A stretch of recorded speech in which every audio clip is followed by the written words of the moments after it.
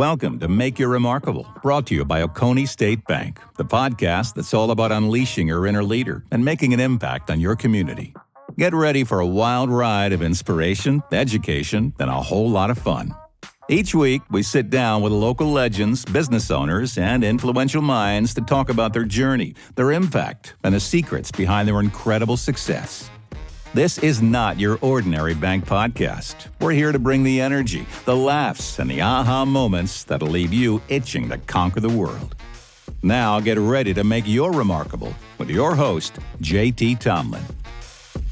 Well, hey everyone, welcome back to Make You Remarkable. I'm your host, JT Tomlin, and today I'm joined with Reign Streiter, owner of Give Back Real Estate. Reign has been the #1 real estate agent in Athens and Oconee for the past 15 years, and in 2017, he founded Give Back Real Estate. At Give Back, every agent donates 10% of their commission to a local nonprofit that's chosen by the client, and to date, Give Back Real Estate has donated over $200,000 to Athens charities. So Reign, we are super excited to have you here. How are you doing today? I'm doing amazing. And I'd be remiss if I don't want to correct you from the beginning. No, you're good. But as of now, we're over $1.1 million in donations at Give Back. Yeah, so, please correct me. That's crazy. Yeah. Oh my gosh. I'm super proud of that. And I just want to give credence and props to all the agents who have helped make us, have a donation over 1.1 million. Wow. Congratulations. Yeah, I appreciate it. That's incredible. Yeah. Well, tell me a little bit more about your backstory. How did you get into what you're doing now? And what was the journey like getting to where you are? So I went to University of Georgia, and I was a secondary English education major. And I taught local high school for 10 years in the Atlanta and Athens area, and was a coach of football, basketball, and baseball. Wow. And sort of a long, random story, but I ended up, we were going to move with my wife's job, and she works for the U.S. government. Can't talk too much about all that. But so she was in a position where they needed her to go somewhere else. We thought we were going to go there. So I gave my notice, and we ended up not going there. Cool. And so I didn't have a job. So I had to figure out what to do. And so everybody out there in radio land and podcast land, if you're not sure what you're going to do, sometimes life just throws you a curveball, and you got to adjust to the curve and hit it to right field. So I got into real estate, and I've been doing that now pushing 17 years. Wow. So from teacher to real estate. That's right. What was the transition like? So real estate's a lot easier. Really? Teaching's hard. Teaching, I loved it. But when you have 150 kids every day that are coming in, you're in sales. Yeah, wow. In teaching. People think that, I like science, I'm going to go into teaching. I like math, I'm going to go into teaching. If you don't really love kids, then don't go into teaching, because you don't spend a huge amount of time in your said field. You spend most of your time helping kids outside of that field, if that makes sense. Understanding them, understanding what's important to them. So when you're a 10th grade English teacher like I was, and you're trying to sell 150 inner city kids on Shakespeare every day, that's a hard sell, okay? But you got to come in and you got to bring it every day, and you got to really believe in it and have the kids believe in you. When you're in real estate, someone calls you and says, I need your help. Can I give you a lot of money to help me? That's a lot easier. Yeah. Right? All right. So, got a bunch of kids who don't want to be there. That's right. And trying to sell them on why they should. I mean, you have a client who's like, I need you. I need your help. And you're like, I can help. That's right. Because when you're a teacher, the kids come in at 7:30 in the morning. Maybe they've come from a situation where, they had sports practice till 7 the previous night. They might go to a job after that, make some money for the family. They might help take care of their cousins and their siblings. And you're asking them at 7:30, did they do your homework?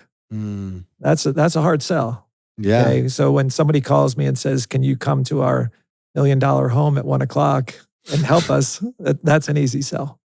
That's part of the backstory. Well, yeah. Tell me more about about Give Back Real Estate and how that got started, and more about how the mission came across, the giving back 10%. Yeah. So I guess it was about 7 years ago, I was at a was actually at a real estate banquet, and it was the night before I went to see a buddy of mine who used to coach at Georgia. He was coaching at North Carolina, Chapel Hill, and he called me a couple of days before that, and he said, "Hey, we've got a recruiting weekend, and our basketball team's going to be playing Duke." So North Carolina Duke game is like the biggest game in college basketball every year. And he asked me if I wanted to go. And I said, absolutely. I mean, 100%. So that was on a Saturday. The Friday night was the banquet. And there was a woman who was talking at the banquet about how, it's been a great year in real estate, and we should all be thankful, but we should all make sure that we give back. And so that kind of struck me, and I said, you're right, because when I was teaching, I had a lot of moments where you don't get paid for some of the memorable moments, but when a kid graduates, a first person in his family, that's a memorable moment. And you help a kid in sports and you achieve a team victory, that's a memorable moment. And so I'd been missing that a little bit in my real estate career. I'd had a lot of monetary success, if you will. Right. But I didn't have that feeling that I had gotten when I was a teacher. So anyway, this lady was talking, and this all resonated with me. And at the end of it, she said, and that's why we should all write a check to RPAC tonight. And RPAC is a group in Washington, D.C. that helps realtors get laws changed and things like that. So it's a political influencer group. Yeah. That was not what I was thinking when she was talking about give back. And I get it, like that's helps our job and everything. But I had roughly a 10-hour round trip to Chapel Hill to think about what I'd heard the night before. And when I got to Chapel Hill, I was talking to my friend, the coach, and his wife, and I told them that I was going to start this company. And I think that that's important in the sense that when you tell people that you're going to do something, you're much more accountable to actually do it. And these are people that I respected and I'm friends with, and so they're excited about it. And I came home and I told my wife, I'm going to start this company. And I told her the story, and I said, I'm going to do it. So when you start to tell people you're going to do something, then I feel like that accountability makes you move the needle forward a lot more, because a lot of people who are entrepreneurs, I think, have these ideas, and they might tell their spouse or they might tell their parents. And then, of course, those people are going to be supportive and say, we'll love you if you don't do it. And, but if you tell people that are your friends or maybe even like business associates, then I think that you're a little embarrassed if you don't follow through. So I fleshed it out a little bit. How I came up with 10%, it was just a random number. 5 seemed too low, 20 seemed too high. And 10's right there in the I middle. said 10, that sounds like a good number. That's what God asked for, right? That's right. Exactly. Yeah. And so I got that from God a little bit too. And I thought, well, people will resonate with that a little bit. So the goal was to find other agents, real estate agents, who would believe in this mission, who would believe that giving up 10% of their commission was worthwhile, was something that they wanted to do, that was something that they would believe in. And so at first I thought we would say that the client could choose any nonprofit there was. And I found out that there are over 500 nonprofits in Athens alone. Wow. And nationwide, take that exponentially. Much bigger number. Yeah. And sort of like a restaurant, when you go in and the menu's 17 pages, it's a little overwhelming. Yeah. So I narrowed it down to 20. And the beauty for me on that is that I didn't want to start a foundation. I didn't want it to be called the Reign Streiter Foundation or the Reign Foundation or whatever. I wanted to give the client some ownership in where that money went to. So even though it's my money or the real estate agent who works at Give Back's money, the client gets to choose from one of the 20 nonprofits here in Athens that is local, because we're a small local company. Yeah. And so we have, every community's got needs, and ours certainly does too. So we sit down, when I first meet with the client, I go through all the things about their house and the process and listing it.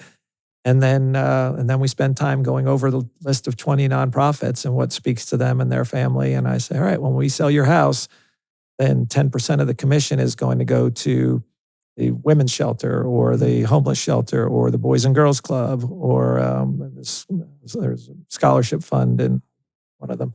So they choose from the 20. And then when we have the closing, sometimes we'll go directly from the closing to the nonprofit. Really? And we'll bring them a big check and say, this is on behalf of this family and they chose you. And I can't tell you how the ancillary things that have happened from those checks. Like I've had clients who have become board members at some of these nonprofits. Really? I've had clients who have told their family member, hey, I didn't know about it, but we have this thing in Athens called Extra Special People. And so they might get involved with ESP, or they might bring a family member who lives, close enough to utilize ESP, but didn't know about it.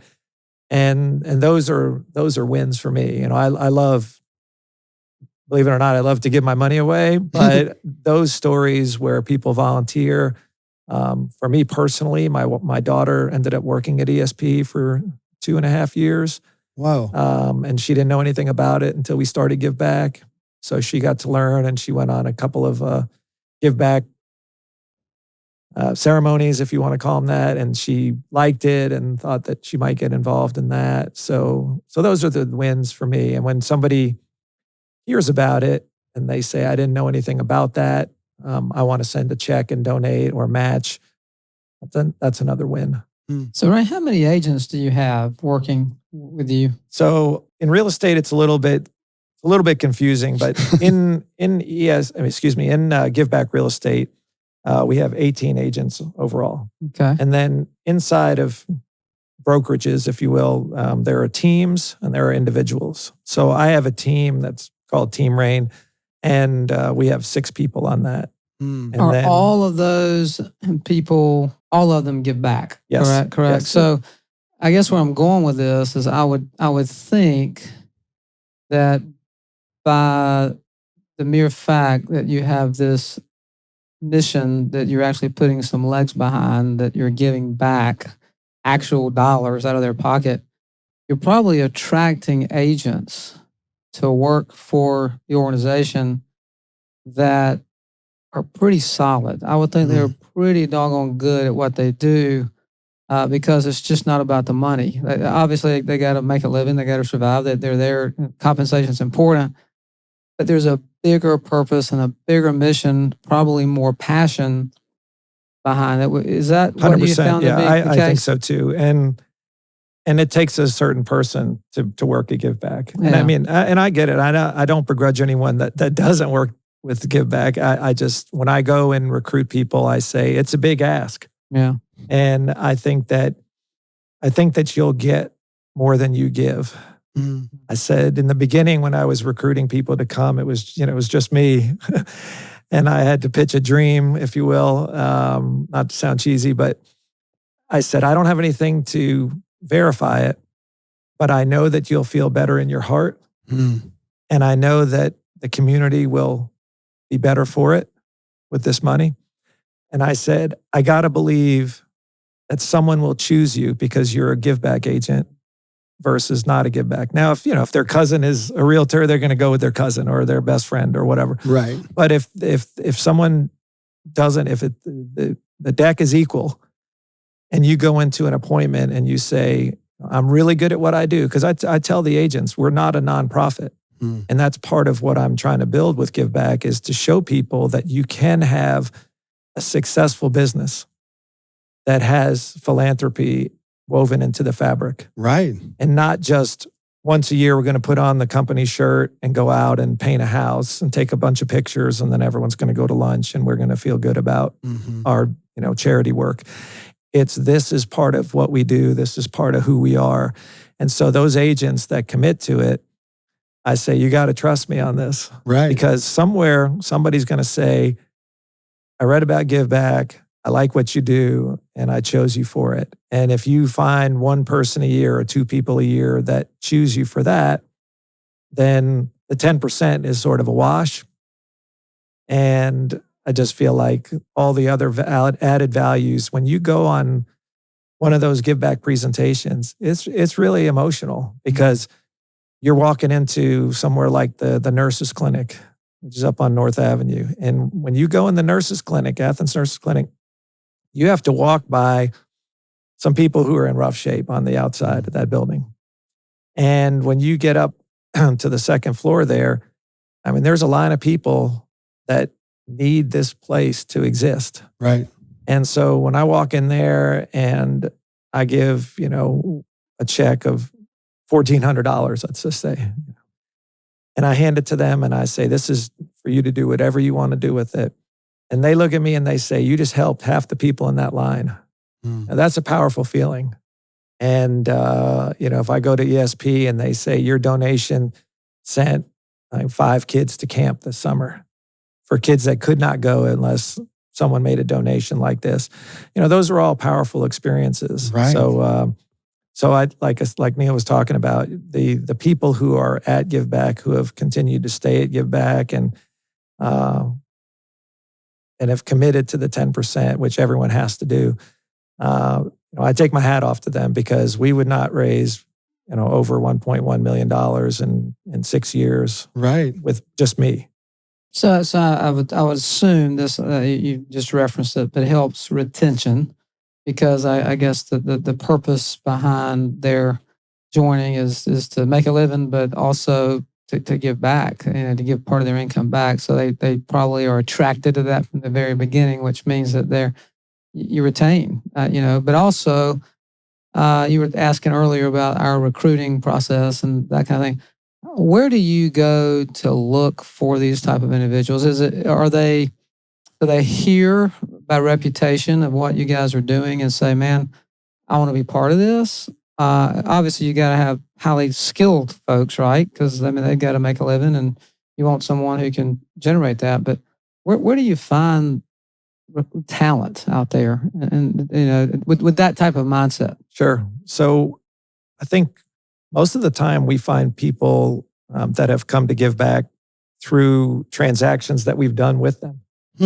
And if I've done a transaction where I'm on the selling side and they're on the buying side and they're really difficult to deal with and it's not a win-win for all sides on a transaction, then I don't recruit that person. But if we have a great transaction and the person was cordial, polite, respectful, but efficient, and I respected how they did the transaction, then I'll pull them aside and I'll say, look, I'm not trying to steal you from anyone. This is what we do. I think you'd be great. And I think that, you'd not only do well for yourself, but for the community. I think that Give Back would be something that they would want to look into. So I'm not the world's greatest recruiter. I don't take 3 people to lunch every week like I probably should. But it's a small enough town where people know me and I know a lot of people. And then once you get a few agents, then you ask those agents, hey, who do you like? Who would you like to see walk in the door? Because when we started Give Back, I had a policy. We had a glass door on our office. And I said, if you see someone walking through that door that you don't like, they cannot work here. And so I would ask the agents, I'd say, this is someone that we're bringing in. Now, in real estate, it's a little different because it's 100% commission. So most real estate companies are just trying to get as many people as they possibly can because it doesn't really cost them very much. And if that person sells 3 houses, then they get, the broker gets some money off the 3 houses. But I just wanted it to be where if I was sitting, and we didn't have any offices in the Give Back office, it was just a big open space. But I'd look at the door and I'd want to smile when I saw someone opening that door, not thinking to myself, oh boy, here comes some negativity or some drama. So we kind of have a no drama policy, no negativity policy. And, to me, I get excited when I see another Give Back agent and they're on their way to a closing. The only question I ever ask them is, what's the give back to? Because then I can pick, because I know all the 20 nonprofits that we've chosen. and I know the leaders of those. And so I get excited because I think to myself, like, ooh, I can't wait till Mary sees this check come in the door because, they're going to be there at 3:00 or something. And so that makes me excited. So, I don't care how much the check is. I just care that the give back is going to happen. And then those people are going to be psyched. And then they get to, like I said, they get to do with it whatever they want. Mm. And I usually ask them, I say, you can do whatever you want with this check, but don't just put it in the bank account. Mm. Do something with it that's not in the budget. Mm. Buy something that you would not buy for your client base, or buy something you would buy for the people who work here. Mm. Because one of the things I've learned that I did not know is that there is a high turnover rate in nonprofits because the work is really difficult. Oh, yeah. It's challenging. You're always having to raise money and you're dealing with people who are really, in a lot of cases, suffering. Yeah. And so the mental stress on top of trying to do your job. And when you go home, can you just not remember the lady who walked in that was just, the victim of some sort of abuse? No, you take that with you. And so I say, if you want to take your team to lunch, do that because you have to treat your people well so that your people can treat other people well. And that's not usually in the budget. Right. All right. And so sometimes they'll do that. And so, that's important because that's overlooked a lot. I've looked at nonprofit leaders many times as the ultimate leader because in so many cases, you have so many volunteers. You have staff and that kind of thing, but you have to inspire people to want to volunteer. They could just, because they don't get paid for it, right? Many of them. Right. All nonprofits have volunteers. And so anyone who can lead a nonprofit well and, build a volunteer base, man, to me, that's the ultimate leadership because they're really not paid to be there. They're there because that leader has created a true following. And you have to, as a nonprofit, you have to make people want to donate their money. All right. And, like I said, we have 20 on our list. And I won't name names, but we have some that raise millions of dollars here in Athens. Oh, yeah. And we have some that raise $10,000. Right. And they're always struggling. Yeah. And unfortunately, they do not realize that running a nonprofit is a business. Oh, yeah. And that that you sell people. You got to sell people, and they say, well, we're not salespeople. We're just here to help people. Well, if people don't know who you are or how to give money to you or how to volunteer or even those people that need your help, do they know that you exist? Have they been the victim of something that you could help them with, or are they in need of something that you could help them with? If they don't know how to find you, where to find you, then you're not running an efficient business. And then unfortunately the business will close. Right. And those people that needed your help, won't have a place to go. Learned a lot. It's all marketing. You have to make sure that your ideal customer base, whether that be someone who's going to be financially buying something from you or someone who just is in need of your help, if they can find you. That's right. It's one of the things I see a lot of like the homeless shelters in downtown, they struggle with is there's a huge need for care for homeless people, but a lot of the homeless people don't know where to go. And so it's so powerful that y'all kind of working with people to figure out those issues. How did you decide which organizations to give to and what are the 20? So it's a fair question because there are so many. What I tried to do was to come up with a manageable list so that it didn't overwhelm people with 50 or 100 and they couldn't choose. So on our list, we have kind of a wide range that I think everyone could find something that speaks to them. And so, like I said, we've got homeless stuff, we got food stuff, we've got stuff for scholarship, we've got after-school programs, we've got a neat one that we just brought on last year that was started by a husband and wife who lost their daughter, and and they started a scholarship at Athens Tech for women who want to get secondary education that wouldn't normally be able to afford it. So on the list, there's a little blurb on each one, and so our clients can read through it and say, "Hey, this one speaks to me," or my dad was a veteran in the Northeast Georgia homeless shelter is the one that, or Veterans Homeless Shelter is the one we're going to choose. So we try to pick nonprofits that are local to Athens, and we give the money here locally. And that's one of my only requirements to the Give Back agent, is that they actually have to physically go there.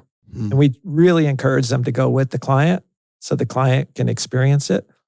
Sometimes you go to a closing and the client is moving to Kansas and they got a flight that day, so we don't get them to come. But the agents are not allowed to mail the check. They have to go there, because I tell them that it's a big ask and you're doing a lot, but you'll see when you go and do this in person, the feeling that you get. I don't want to say it's worth the money. I just say it's part of the experience of being a Give Back agent. And if you just drop it in the mail and then they send you a postcard back saying thanks, that's not part of the experience. Right. So out of those 20, every year they have to reapply. And so I have a little questionnaire that sort of, I think is my own little accountability to them. I say, what have you done since last year to grow your nonprofit? And what are you doing this year to grow it some more? And that's not only with the number of people that they service, but the money that they raise. So I'm big on accountability, even if it is a nonprofit. And unfortunately, I only keep 20. And so every year, usually like 3 come on and 3 go off. Really? Yeah, because one year we had one group, I won't say who, but we probably gave them $75,000. Wow. And they did not fill out the questionnaire to get back on the list for the next year. Wow. And I said, it's a one pager. It's not hard. I would believe I would do that the day I received the check. Yeah. Go ahead and fill that thing out. So they got off, and another one that was on the money. I had a woman, there's a group here in Athens called Divas Who Win. And this lady, she called me and I said, okay, the application process is in the fall. And she said, what day? And I told her, and she called me at 12:01. Really? She said, I'm sending you my application. And again, this is not a guaranteed moneymaker, because the client chooses. Right. So that's good for me, because I don't want to choose, oh, we got a really big commission, I'm going to give this one to the Boys and Girls Club. And we got a small one, I'm going to give it. So I tell all the nonprofits, it's great to make it to the list. Now is the hard part. Now you got to get people to choose you. Yeah. Out of the 20 nonprofits on there. So what are you going to do to stand out? What are you going to do to be remarkable? Exactly. Okay. And why will people choose you over the other 19? And that's true with the banking industry. That's true with real estate agents. There's 1,200 real estate agents in Athens, Georgia right now. Wow. And there's only 120,000 people. That's a lot of real estate agents. Yeah. So when I talk to my team and I talk to the Give Back group, I say, what are we doing to differentiate ourselves so that people call us when people can call, Anybody? Yeah. Reign, you just said something that caught my attention. You said remarkable experiences and creating a remarkable experience for your clients. We talk a lot about that. In fact, that's part of our vision and mission here at Oconee State Bank. I'm going to put you on the spot. Okay. What are, in your mind, the 3 most effective ways to create remarkable in the lives of your clients? I think one thing that a lot of business people get wrong is that they think that they're the star and your client is the star. And when I was first getting in the business, I shadowed people and they would spend an hour telling the client about how great they were and how great their company was and all the things. And I thought to myself, but the client only cares about the client. Right. And so when I go on an appointment, I want to research my clients. I want to know as much as I can about them before I walk in the door. And then I want to listen. And I think that kind of goes back to my teaching background. Is I never really liked the teacher who just stood there and said, listen to me for 60 minutes. And then on Friday, tell me everything that I told you because I'm really smart. And then you get an A. If you don't tell me what I told you, then you get a C, right? I did when I was teaching, I would sit in the class and I would have the kids come up and teach the class. Mm. And I wanted to hear what they had to say and I wanted to empower them. So I think, for what you guys do as bankers, if someone walks in the door, they don't want to hear about it, how great Oconee State Bank is and the history of the bank and how you got all these great products. Mm-hmm. They basically want to hear, hey, this is my problem. Will you listen? Mm-hmm. Can you help me? Mm-hmm. And I think that y'all have done a great job in that and building that from a small bank to 7 different offices and 6 different locations is because you guys listen. Mm-hmm. And everyone wants someone to listen to them. Mm-hmm. And everybody wants to feel special. Mm-hmm. And if you go to a restaurant and you have a great experience, most of the time it's because the person that served you gave you a feeling of a great experience. From the moment that you walked in the door, if they know who you are from the reservation, they know who's in your party or something there. It doesn't take a whole lot, but they think, wow, that was kind of cool. They knew us and they knew that it was my daughter's birthday and I didn't tell them that. And then when when you sit down, if they ask you questions about what's important to you, that's memorable. Yeah. Okay. And then they say, well, you might like this dish. Mm-hmm. So that person as the client is the star. And when you have someone that walks into a bank and they need your help, then you're going to ask them a lot of questions about what's important to them. Mm-hmm. And I think in real estate, I've just kind of taken that. And when I go on an appointment, I do very little talking. I try to do a lot of listening. Mm-hmm. And I just try to make the client feel like I've listened and we're going to help you. Mm-hmm. And I think that I don't know if that's the secret sauce, but again, I think that too many times people get wrapped up in. That's why I like a podcast like this, where you're asking me a lot of questions about me. I'm really tempted to ask you about you, but I realize that we're just gonna turn it back on you. Thanks for asking, but but to recap what you just said, I think is really it's the customer or the prospect. And I think that Donald Miller also uses this as the hero of the story. That's right. For those who don't know, Donald Miller is a marketing guru.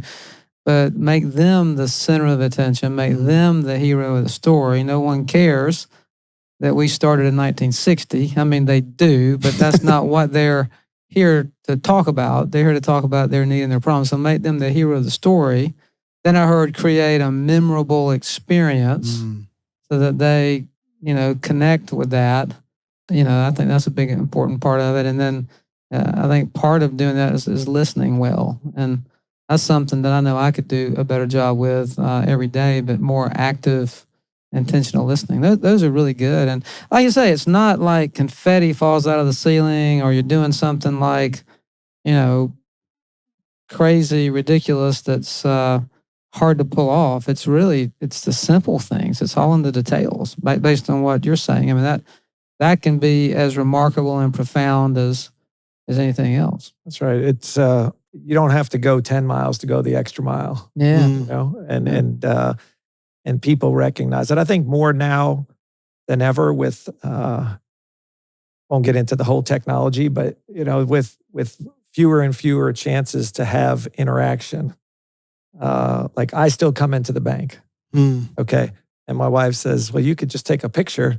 I said, well, I like going in the bank and talking to people and seeing people. And it's not necessarily just a business thing, but it's building relationships. And then you hear people's stories and maybe you can help them with something. And so I just think that those types of things stand out. And then communication.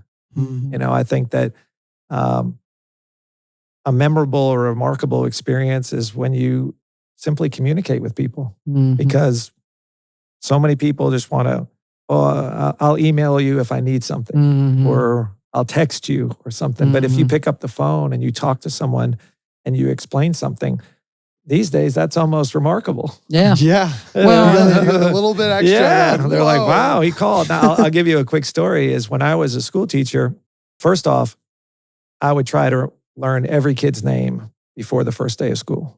So I would have a sheet and it would tell me everyone in my class. Wow. And even though they didn't like it at first, I would ask them the first day to sit alphabetically. So that was my cheat sheet because I learned every kid's name during the summer, and I'd say, okay, Jennifer's going to be in seat 3, and Mary's going to be in seat 5, and TJ's in seat 2A. And so when they walked in, I knew all their names. Well, that freaked everyone out. Okay. How you know my name? I'd say, I don't know. You just look like a Mary, or something like that. Teacher intuition, don't mess with me. But I will say that some of the kids would say to me, I've went like a whole year and a teacher didn't know my name. Really? Wow. Because a lot of times, especially when you're teaching in a big school, 30 kids in a class, teachers kind of, all right, everybody be quiet, take out your pencil and paper and listen to me. And the teacher doesn't show the kids that they're important, that the kids are important to them by just being, non-Socratic, if you will. So by learning their names, that builds a relationship on day one. They were like, wow, this teacher knows my name. And then the second thing I'd always try to do is I would take the most difficult kids the first 3 days of the year and pick them out the first 5 minutes, but usually it's like day 3.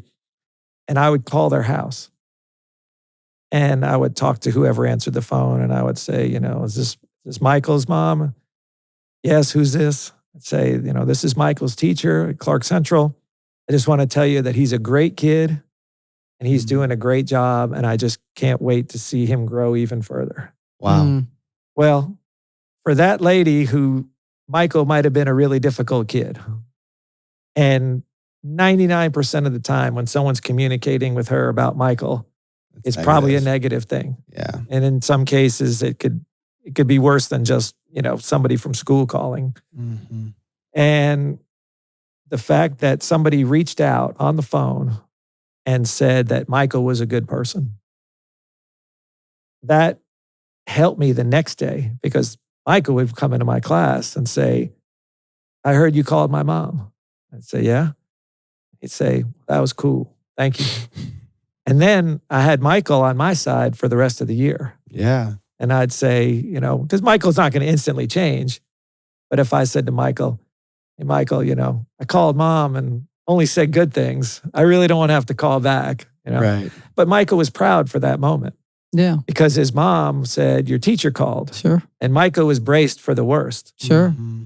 And then he got something that was a whole lot better than that. And that phone call might have taken 90 seconds. Yeah. 120 seconds. Yeah. Right. But you make a few of those phone calls in the beginning and you build that relationship. And I think that is remarkable these days. So a couple of things that you said there, I think that we try to practice that you just summed up so nicely. Number one, in that description, you personalized, right? So it was a personal experience. It just wasn't a blanket. It was an intentional investment. It was personal. But also you use the element of surprise, which you think about what surprise means. It's doing what's not expected, right? So no one expected, you to know their names when they walked in. The parents nor the kid didn't expect that telephone call, right.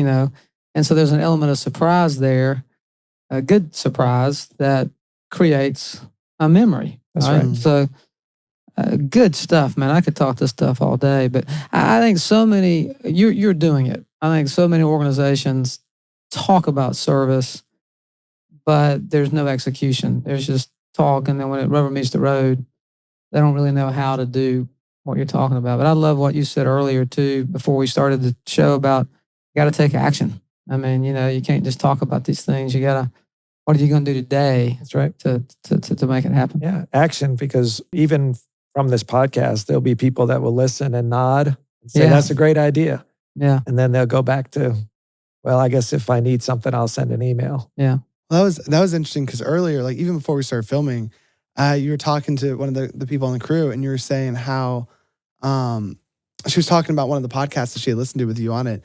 And the first thing you asked was, well, you're doing it? That's right. And it's like, I've never heard someone that's like talked about like one of their like action steps, be like, do it. Yeah. Like, come on. Like it's cool because it's such a powerful thing, because it's not just a talking point. It's like a tangible thing that you do. That's right. And if you write it down, you'll have a lot more likelihood to do it. But like I said, when we started Give Back, if you tell somebody that you respect and trust, but they're not super close to you, but you don't want to be embarrassed and say, no, I didn't do that. That's powerful too. And so even some of these things we're talking about, I mean, I try to reach out to people in my Rolodex. It's an old person's term, but if you look in your phone contact list, I guess that's probably a younger person's term. We know what you mean, though. Yeah. But I will reach out to people, try once a month. Wow. Just to stay in touch with people. And I'm never asking them for business. Mm-hmm. I'm just touching base with them because I actually do care about them. But, one day people say, for some reason you've been contacting me for the last 5 years and now we're moving. Mm-hmm. And so it's not just for the business, but that communication does stand out. And, it doesn't take a whole lot and people don't need to be on the phone for 30 minutes. But if you call from the bank and just say, hey, we're just touching base and just seeing how things are going for you. They're like, wow, I was hoping that I didn't bounce a check or something, You're speaking to authenticity there. What you're speaking to there is that we have to be in our businesses authentic and our relationship building right. Because if you're just there to, I'm calling to make a quick buck, when the time's right for me to make a quick buck, people see right through that. But when you're authentic and you're intentional about it, even when there may not be anything in it for you, that resonates with folks. That's a big deal. Good stuff, man. Yeah. I mean, seriously, thank you so much for being on the podcast. Yeah, 100%. We're going to go into our lightning round. All right. Fun, completely irrelevant questions that are just fun to answer. All right. First and foremost, share a personal or business best that you've had recently. So I have a boat car. Yes. And the boat car is it's a Chevy Tahoe with a Chris Craft boat on top of it. And it drives along the highway at 75 and it definitely stands out. I have it wrapped in Georgia Bulldog stuff, but it makes people smile. So I took a group of people out on a boat car ride. And it just makes everyone happy. It just makes people smile. There's no marketing on it. There's no advertising for me on it. But with the weather being good, I've been able to take a lot of different people on some boat car rides and just bringing a lot of smiles out to the public. So that's been a win. Yeah, we got to start the podcast with that today, which is so cool. Yeah. Neil, you missed it. It was I so know. much fun. I feel cheated, man. I need to get my boat car ride. Next time. Rain pulled up in the boat car and we're just like, okay, we heard rumors, but we didn't know this was real. Yes. Oh, it's so cool. Yeah. It was actually the last one I had. It's like true or false. You have a truck boat. What is it? It is true. It is true. Now I got the team asking me for an OSB boat car. There you go. Yeah. You can see what you started there, Rain. And it's on Instagram at UGA Boat Car. So if anyone wants to look it up, but it is real and it's legit. Neil's going to get a suspicious payment on our records. Right. It's like, what is this? $37,000. Don't worry about it. Don't worry. Put that in the budget for next year. I'm sure our CFO would like that. Petty cash. What is the most recent show or TV show that you've binge watched or are currently watching? So I'm embarrassed to say that I don't watch TV because I'm not like every other American. So I really don't watch. We only have one TV in our house, and it hasn't been on in a few years. We don't have any cable. But I will say that as a sports fan, someone turned me on to Welcome to Wrexham. What? Yeah, what is that? Welcome to Wrexham. Wrexham is WREXHAM. And it is I guess it's a show on some sort of streaming network that my kids turned me on to. They have to set it up for me. But these two Hollywood actors bought a soccer team in Northern Wales. And it's one of the oldest soccer teams in the world. And it's like a 5th division soccer team. And in England, it's actually kind of cool. In England, you have the top flight league and there's 20 teams in it. And every year, 3 teams that are at the bottom get relegated to the 2nd division. And 3 teams from the 2nd division get promoted to the 1st division.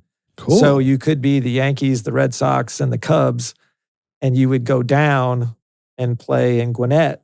Huh. The next year if It's kinda you're- cool. Yeah. It's almost so instead of the individual player going down to That's the right. AAA or single A, Yeah. or back up, The whole team. The whole Is it team. randomized or is it just No. It's so Based on it's performance. performance completely. Ah. So in English soccer, like last year, one of the founding members of the top flight league got what they call relegated to the second division. And so now they're in the minor leagues. And it's a huge black eye for the club. And so that inspires them to keep spending money or keep promoting, It's brilliant. doing a good job. So anyway, they have, in England, they have like, I want to say 7 different levels. And this team that these 2 Americans bought was in the 6th level, 6th to the bottom. And they bought the team and they brought in some players. And so their quest is to get promoted each year. And if you get to the Premier League, which is the top flight league, then that's where all the world famous players are. And then there's TV contracts and a lot more money. And so anyway, it's a documentary, but it's real, Cool. And Never so heard of that. it's really worth watching. I would say that even if you're not a big sports, it's not really much about soccer, but these 2 guys bought the team and the town sort of looks sort of sideways at them and says, why would 2 Americans want to buy our little Northern Welsh soccer club? Yeah. They're like, well, we think it'll be cool. And then they go there and they meet the people of the town. And one of the guys is Ryan Reynolds. Really? Yeah. So they all I know love him. Ryan Reynolds. And great. so anyway, welcome to Wrexham. So I'll need to that's my watch only that. show, but it's worth watching. I love Ryan Reynolds and I love TV shows. So Okay. I'll definitely All be right. checking that Okay. out. What's your favorite book or other resource to help you grow? I read a book called The Goldmine Effect, Ooh. and it's by this Scandinavian writer, and he tracks success of people around the world and what makes Brazilian soccer players better than American soccer players, what makes Russian tennis players better than French tennis players. And so he's a PhD kind of guy, but he's very smart. But the bottom line of that is that in the Goldmine Effect, people like to say, oh, they were blessed with good genes, or oh, look at that guy's body. He's just got the body of a basketball player or a football player or something. And this book sort of dispels all that. And it just basically says, you just got to do the work. Yeah. And when people ask me in real estate, my second year in real estate, I became the #1 agent in Athens in terms of volume and stuff like that. I never took a real estate class. I never took a marketing class, but you got to get up and do the work. Mm-hmm. And so even today, 17 years later, I still get up at 5 and I get after it. I try to stay physically fit. I try to stay focused, and I try to have a ton of fun in between. But you've got to do the work. You've got to do the repetitions. Discipline. You've got to have the discipline, the accountability, and that's hard. Mm-hmm. And people sometimes forget that work is work. That's why I've they heard call it it say work. you got to fall in love with boring. Yeah, and the repetition. Yeah. I mean, the fun days. It's like when I was coaching high school football. I mean, there's 10 Friday nights, but for 10 Friday nights, there's 355 other days that are really a lot of hard work that nobody sees. Right. And everybody wants to win on Friday night. Are you there on July 1st when it's 110 degrees outside? And the grass is high on the practice field and the bugs are out. You're sweating and you're sweating and tired. nobody wants to do that. But everyone wants to have the feeling on Friday night of what it's like to be a winner. And so all the things that they talk about in this book, it's just the hours of practice, the repetition, and then you get the glory. But those things, it's like when you watch a golf match and the guy makes a putt at the end and they say that putt was worth $2 million. Well, that wasn't one putt that made him $2 million. Right. That was 1 million putts. Yeah. Right. From the age of 9 Right. until this guy's place. 42 or whatever it is. I mean, all those putts that they practiced when everybody else was having, watching movies or hanging out at wherever, these people put in the work. So I don't say to anybody, like, you have to give up all the fun in life. Like, I do fun stuff every weekend. I go to every Georgia game and try to have a lot of fun. But in the meantime, I try not to spend a lot of time, dwelling on things that didn't work out, what I call hand-wringing, when I love my daughters, but sometimes they're like, oh, let me tell you about what happened. Like, I don't want to hear it. That's already done. Let's focus on what we learned from that and what we could do going forward. Right. Not on who was mean at work or who didn't do something that was fair. Right. Let's just plow forward and get on. And so that's, in real estate, sometimes you work 6 months on a deal and the deal vanishes at the last minute. Well, you can spend the next 2 weeks talking about what happened to anyone who will listen, or you can get on your horse and do another deal. Yeah. So, next question would be, what is the most impactful piece of advice you've ever been given? Somebody once said to me, nobody really cares. And I looked at them and I was caught up in something that I was worried about what people would think about me or how it would look. And he said, nobody really cares. You're too wrapped up in yourself. Yeah. And I realized that most people spend a lot of time worried about what other people think. Yep. And especially nowadays with social media and, are people going to, people worry about what they look like in a picture. They had the right shirt on or whatever. And at the end of the day, nobody really cares. Right. They're just scrolling through and going on to the next one and the next one and the next one.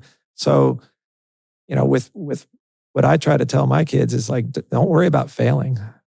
I mean, it's a failure not to try it and get out of your comfort zone. And when they say, well, what if I look stupid? Well, I said, nobody really cares. I mean, if you miss a free throw, nobody really cares. I mean, you were on the court, you made the team. That's what's important. And then you go out there, you might fail. And you're in the Hall of Fame if you fail in baseball. If you fail 7 out of 10 times, you make the Hall of Fame. And I used to tell my basketball team, LeBron James is the all-time leader in turnovers in the NBA. So he has thrown the ball out of bounds or to the other team more times than any other player in the history of basketball. So when you guys go out there and you're afraid to make a mistake or afraid to throw the ball away, that grips people. They don't want to fail. They don't want to make a mistake. They don't want to look bad. But the reality is that nobody really cares. You just keep going. And no one's perfect. And no one's perfect. And as a realtor, I like to think I'm good, but I've been fired. We don't sell the house in 6 months and they call me and they say, we're going to go in a different direction. I'm like, I just got fired. Yeah. It happens. So I go on to the next one, Yep. And I don't go home and hand wring it and I don't lament about it because at the same time, what good does it do, right? What good does it do? And nobody really cares. Yeah. Nice. Well, my favorite question is to ask, when you first heard the term "make you remarkable," and we we're kind of pitching this idea to you, what did that mean to you? What do you think? What does "make you remarkable" mean to you? I think it goes back to how you differentiate yourself in this world and how you can be, being different doesn't mean being zany or crazy. It even goes back to some of the things that Neil and I were talking about earlier of just doing the simple things that people don't expect. Right. Call someone and ask them how they're doing and not ask for any business. I mean, that's kind of remarkable these days. Yeah. And so it doesn't mean that you got to dress crazy or be on social media like something outlandish or say anything that's going to get people riled up. It just means, hey, be remarkable by being that person that people remember. And that people would say, if you ask them, like, tell me something about that person. If they have nothing to say, then you're not remarkable. Right. If they say, oh, that's a nice person. They could say that about a lot of people. But if they say, that person cares about other people, or that person lives life to the fullest, or that person's always happy. That stands out. Like, I never have a bad day. I don't always have an amazing day, but I never have a bad day. And so people have said to me sometimes, like, you're always in a great mood. And I'm good with being known as the guy that's always in a great mood. Right. And so if that's remarkable, I control that, right? That is something that money or time or situation that, I control how I act around other people or how I feel about myself or the day. So it's free to be remarkable. And you already own a phone. So I tell people that get into real estate, they're like, do I need to spend a lot of money on advertising or billboards or whatever? I said, no, you already paid for your phone. Call people, reach out to people. It's free. It's just your time. So you'll be remarkable if you actually reach out and communicate with people. We like to say being remarkable is doing something worth remarking about. All right. Well, seriously, thank you so much for joining us. I mean, It's been great. It's been super cool to hear your story. Like I said, I've seen the billboards growing up. So being able to meet you and talk about what it means to you, what it means to be remarkable to you has been awesome. Yeah, it's been great to be here. Go ahead and plug your company real quick. What are the socials? How can someone get in touch with you? Okay. We're Give Back Real Estate here in Athens, Georgia, and Oconee County or Clark County or any of the neighboring counties. On social, I'm Reign Streiter. That's Streiter, and it's Reign. And on Instagram, it's Reign Dreams Big. Nice. And then if you want to track the boat car, it's UGA Boat Car or at UGA Boat Car. Awesome. Yep. Well, thank you so much. 100%. Great to be here. And I hope people get after it, have some accountability, and just do it. Perfect. Thanks, Reign.